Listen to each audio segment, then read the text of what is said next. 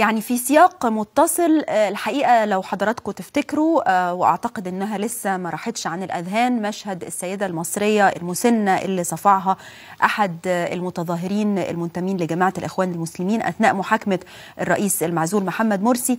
الحقيقة هذه السيدة يعني أصبحت رمز للتعامل العنيف من متظاهري الجماعة مع المتظاهرين المعارضين أو اللي بيعبروا عن وجهة النظر المعاكسة. الفريق أول عبد الفتاح السيسي قابل هذه السيدة وعواطف سالم علي اللي صفعها أحد عناصر الإخوان وبمقر الأمانة العامة لوزارة الدفاع، وكرمها الحقيقة وقال لها تحديدا اوعي تكوني زعلانة مننا انتي أمنا كلنا. وتحدث معها أيضا قادة آخرين من ضمنهم الفريق صدقي صبحي رئيس أركان حرب القوات المسلحة، وأيضا العقيد أركان حرب أحمد محمد علي المتحدث العسكري. السيدة كما كان يبدو في الصورة كانت تحمل صور الزعيم الراحل جمال عبد الناصر والفريق أول عبد الفتاح السيسي، وده كان تكريم من الدولة لها ومحاولة للتخفيف عنها